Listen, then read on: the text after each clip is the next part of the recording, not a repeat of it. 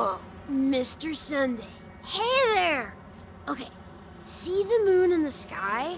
It's about the size of the cap on my Soul Glad bottle. If I just reached out my hand, I could grab the moon, couldn't I? The moon? You mean the Grand Theater? Yeah. Look at me. I've been away from home for too long. I must be missing that moon. But it's no big deal. The Grand Theater here looks much better than the moon back home. It's just magnificent. They told me not to sell everything I had just to come to Penacony. How short-sighted. Selling everything you had? Why would you go to such lengths? Why? Can't you see? Life back home is miserable. It's not really living at all. It's better to be here at Penacony. No pain, no worries about tomorrow, just sweet dreams. You can do whatever you want. That's what I call living.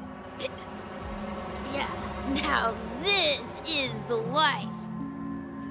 Is this truly living? Huh? What did you say, young lady? I didn't quite catch that. Oh, it's nothing, sir. You see, the traffic on Glock's Avenue can be dangerous. How about I ask a Bloodhound family member to escort you to Ideen Park over there, so you can continue enjoying your sweet dream? Oh, yeah, that's a great idea. Wow, no wonder you were the leader of this sweet dream. You're totally a lifesaver. See you around, Mr. Sunday, and it was nice chatting with you. What's up, sister? This is the land of the dreams. The man we ran into, he doesn't seem happy at all. Even though sweet dreams are nice, they're just illusions. But for him, they're the only way to survive, even if it means giving up on reality. That's not really living at all. I suppose you have a point. But, in my opinion, that's how most... Why do you say that? You think that man is not actually living, but that's not quite accurate. Even without Penacony, people create their own illusions called self-value. People believe they have a predetermined value to fulfill. Gaining value means gaining power, and those deemed worthless are seen as the weak. However, value doesn't come out of thin air, and there's a limit to it. To accumulate value, people have to take from others. So, the weak get exploited and oppressed. Are you suggesting that this is not how things should be? Exactly. But, ironically, people don't think there's anything wrong with it, because they uphold the illusory notion of self-value, and even the weak believe in it. The survival of the fittest. That's where all the tragedies in the world come from. People come to the sweet dream in Penacony to escape from that reality and find solace. No tragedies exist here, only happiness, although in its nascent form. Isn't that the same paradise we yearn for in our dreams? Perhaps that man is just an exception. Let's not jump to conclusions. We should experience the dreamscape ourselves, just as I did at Dreamflux Reef. Yes, seeing is believing. I'll accompany you. The Dream Master hasn't shown up yet, so we have some time for a stroll.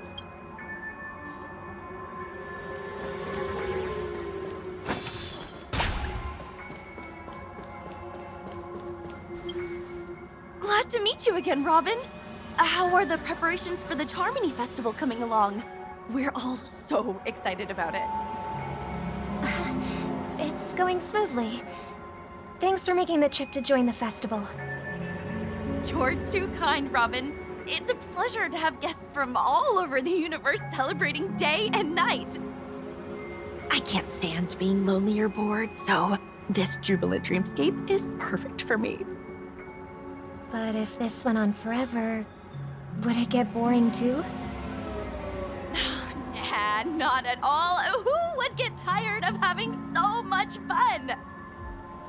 Every day, you get to wear fancy clothes, explore all sorts of dream bubbles, indulge in delicious food without gaining weight, and you never get old or sick. As long as you can afford a room, this place is the ultimate paradise. But you know that only a few things can be brought back from the dreamscape to reality, right? That's exactly why I don't plan on bringing anything back. Just enjoying the dream itself is good enough for me. I mean, I'm not one of those long-living species. I only have around 60 or 70 years in this lifetime, and there's so much to worry about. Being happy here is pure bliss. Only in this sweet dream can I truly feel like I'm in control of my life and fate. Who would want to go back to reality after experiencing this bliss? I see. I genuinely wish you all the happiness in the world. And I wish you a fantastic performance, Robin! I'm off to the Blue Hour for the ball. See you later. Seems like that guest's perspective didn't resonate with you either. She had a valid point. I could sense her genuine happiness. It's just that... What you're trying to say is, she thinks she's in control of her life. But in reality, she's just escaping from reality and seeking solace in this sweet dream. Once she steps out of this sanctuary, Well, she did make mention of being able to afford a room. However, the paradise in our dreams. No, and the paradise we yearn for shouldn't be just a fleeting dream either.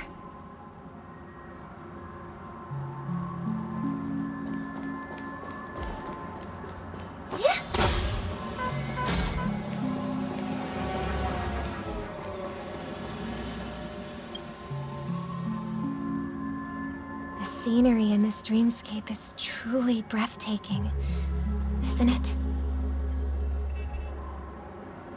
Oh, Robin. Can't believe I'm meeting you in person here. What an honor. You're right. Even though time stands still in this dreamscape, it always feels fresh. I find something new every time. A philosophical mind. I hope I'm not intruding. Oh, not at all. No. With little time left, I yearn for meaningful conversations. Especially with someone as esteemed as you. Do you mind if we chat? It's my pleasure. No need to be formal. Just speak your mind. You said, with little time left. Please, forgive me for being blunt. But is that why you came to Penacony? Yeah. I was part of a war, and while escaping from the Sarkozian mothership, I got exposed to some radioactive materials. And then, all my comrades died, and my hometown was wiped out by neutron bombardments. I couldn't bear to live with everything I knew gone. That's when I heard about a possible solution here, so I came. How heart-wrenching. I hope the family has been able to help. They have, and I'm truly grateful for that. They provided me with a comfortable room, the most advanced life support devices in the cosmos, and a stellar team of caregivers. My physical body is now in the dream pool, sustained by life support. The me you see here is whole, rational, and no different from any other person. But I can't say the same for the me in the hotel room. My true appearance? Huh? I hope you never have to witness it, Robin. So, you'll be living forever in this dreamscape. Right? Just being able to live at all is good enough for me. Now, whether it's in this dreamscape or not, well, I don't really have much say in the matter. My world has been torn apart, and my life could end any second.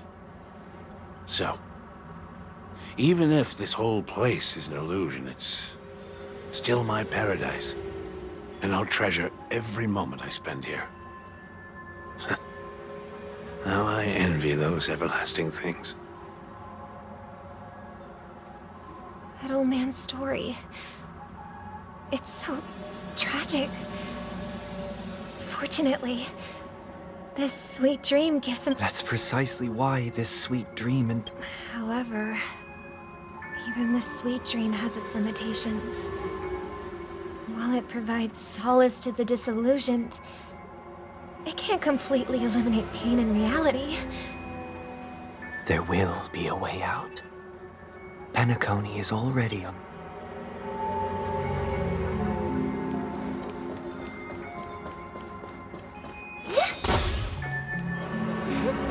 Look what we have here. A lovely young lady. Brother, what a surprise to see you again. Show yourself. Your trick won't work on us. I've heard that a skilled masked fool received an invitation too. That must be you, right? Did you enjoy yourself? Barely. The people here are way too gullible. A little bait is all it takes for them to bite. And they run away at the slightest hint of danger. In other words, they're naive and cowardly. Now that you've had your fill, it'd be wise to leave before it's too late. The music of the harmony doesn't tolerate discord. What? Now that you have the real Robin, I'm useless? Oh, how disheartening. I've done so much for the family. You should be thanking me, because if it weren't for me cleaning up this mess, Penacony would still be in shambles. Don't you think? That was a personal request from the head of the Iris family, and it has nothing to do with us. Step aside and stop causing trouble for the Charmony Festival. The Charmony Festival? You think you can scare me? You think I have no idea what you're planning? I don't care what you're thinking, chicken wing boy. But I'm pretty sure our lovely Robin won't be appearing on stage. After all, you're well aware of what a sorry state this dreamscape is in under the banner of harmony. Penacony, the land of the dreams. Is this truly the paradise you desire? Stop it. What's the rush, chicken wing boy? Did I get to you? Our paradise is none of your concern, masked fool. Leave now, or the family won't tolerate you anymore. All right. I'll go. But Robin, I suggest you seriously consider this. Do you really believe those living in dreams can escape pain and find true happiness? Well, I've done my part. And now I'm simply waiting for the fireworks to begin. Here, the last 2 gifts for both of you. And don't lose them. If by some unfortunate chance the Charmony Festival starts against all odds, and it'll be thrilling. I heard a raven cawing in the distance. It seems the Dream Master will arrive soon. Let's wait here for the Dream Master to arrive. Okay. By the way, brother, I heard you no longer have a sweet tooth. Back when we were kids, you used to steal my desserts. Seems like a lot has changed during my absence. What exactly happened? Well, someone has to stay awake even in this sweet dream. But that someone doesn't have to be you, or anyone in particular. You're carrying too much on your shoulders, brother. The paradise in our dreams... It shouldn't be like this. Penacony is nothing more than a dream. It can't erase the worries and pain of reality, or bring true happiness. It only offers an escape from reality. Nothing more. Remember the old man we met earlier? Without this dream, he might have completely lost himself.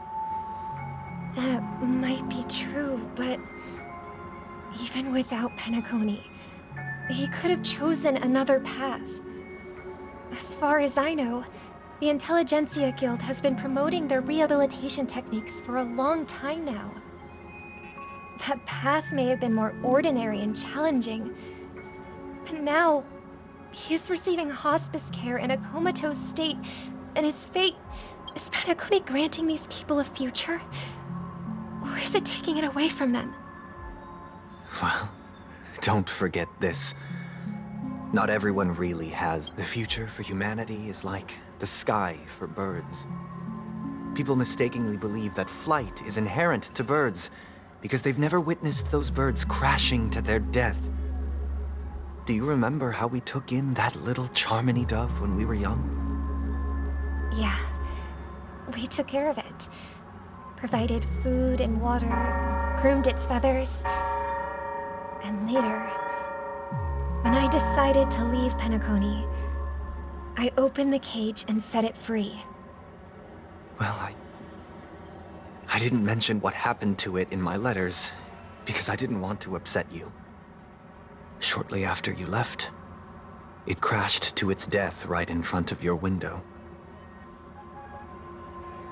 I had surmised as much.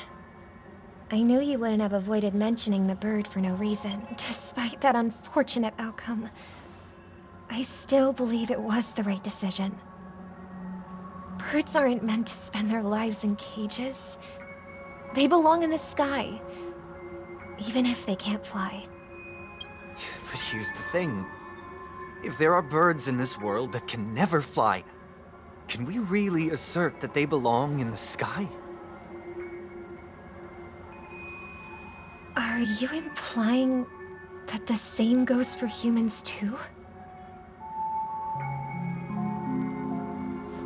Let's take the Astral Express as an example. The Nameless made tremendous efforts to bridge worlds, gaining fame across the universe. However, only a few extraordinary individuals can endure such a perilous journey. That's because the pursuit of the Trailblaze exceeds the capabilities of ordinary humans. Otherwise, why would this path be filled with broken rails, an abandoned express, and even a fallen Eon? That's just sophistry. If that were true, then only the powerful would have the right to determine the future. Unfortunately, that's exactly what happens. Another name for the future is self-value. While this world has its fair share of heroes who inspire people and garner admiration for their heroic deeds, the majority of ordinary people will never become heroes in their lifetime. Some are born weak and vulnerable. Some find themselves trapped in unfortunate circumstances. Some fall victim to malice and cowardice. When it comes to survival, everyone is equal. And the weak can only watch as their value gets constantly diminished by external forces. That's why we should care for the weak and support them as if their suffering were our own. That's what the Odes of Harmony have always taught us. While the Harmony holds noble aspirations, the strong will always be strong, and the weak will always be weak. even in this carefree dream. Human nature contains greatness, but it also harbors inherent weaknesses that can't be eradicated. In the end, if people can't even secure their own survival, they won't care about the illusory future of equality.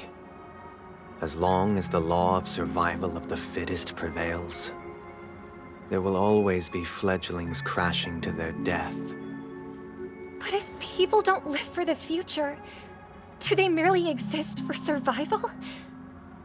If even you, my brother, don't believe that the harmony will save the weak, then which eon can make our dreams come true?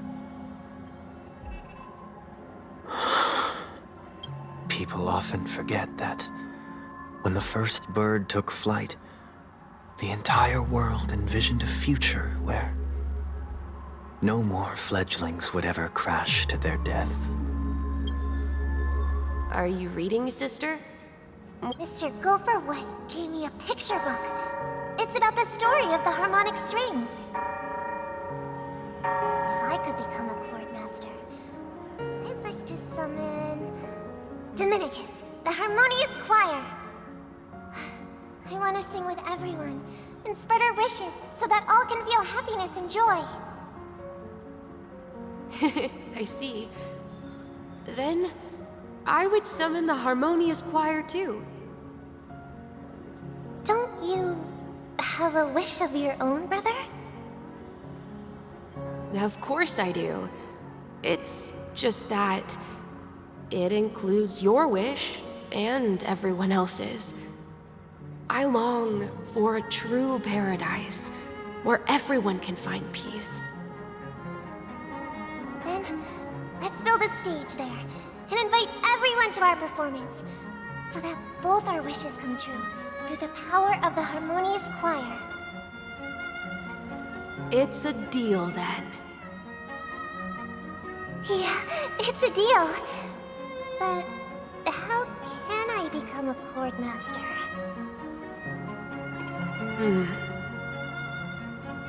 Maybe you will have to become a star first.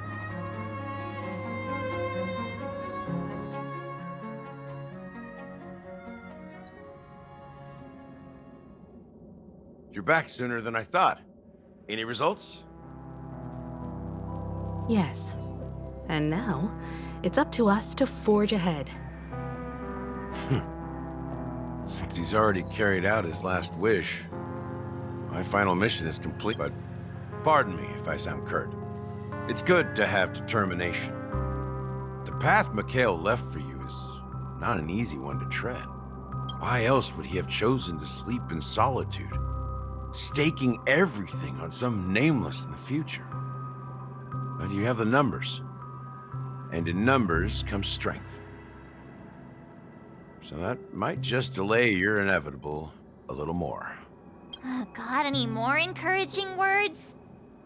As I see it, relying on Welt's negotiations alone is far from enough. Regardless of whether the other party will be compliant, negotiating simply allows us to meet them as equals and won't grant us an upper hand. Penacony is our rival's home turf, and we already have very few chips left to play with. Rather than idly sit around while the family's got us blocked off, an offensive approach might be a wiser course of action. We're more familiar with the Stellaron's properties than most, and since it's the key to stabilizing the sweet dream, it's vital to the family's interests. By attacking their core interests, they're bound to retaliate hastily. And as the saying goes, haste makes waste. That's right. As long as we pose a threat to the Stellaron, either with words or otherwise, we have a chance at gaining the upper hand. But the problem is, on the eve of the Charmony Festival opening, how exactly are we going to get close to the theater? Family security will be airtight, and if we brute force it... So, no one's gonna say anything? Then I'll raise my hand. I know the answer to this question.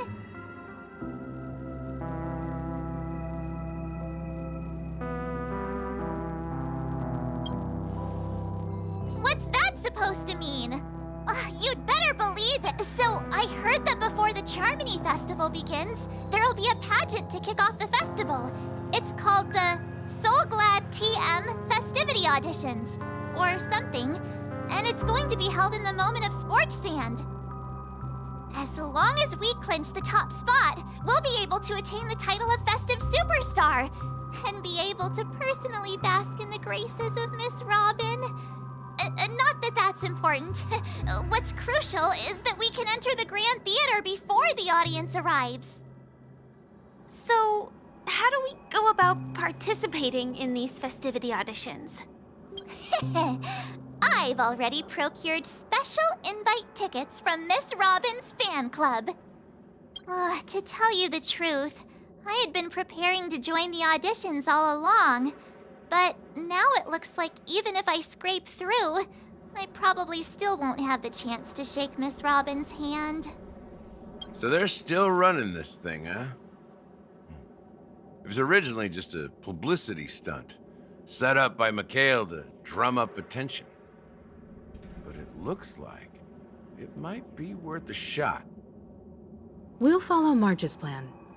Mr. Gallagher, will you be joining us? I'm afraid I won't have the time. As a virtual character, I've already completed my final mission. Whether Penacony can awaken from this dream is all down to you. Should we ever cross paths again? I'd love for you to visit the Express. All right. I'll have to add to that data bank of yours you've got on the Express. And Miss Firefly, we thank you for all your support. We're faced with a formidable enemy. As long as the Astral Express and Stellaron Hunter's objectives are aligned, we're willing to cooperate with you. We've already come this far together. I'd like to join you for the rest of your journey on Penacony. I'm pleased that we can finally fight shoulder to shoulder. This is also the spirit of the Trailblaze. Now everyone, let's prepare to move out.